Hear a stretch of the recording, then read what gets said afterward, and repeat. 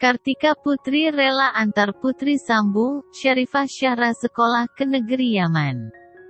Presenter yang kini berhijrah ini rela mengantarkan Putri Sambung melanjutkan pendidikannya ke kota Tarim, di wilayah Hadramaut, Yaman.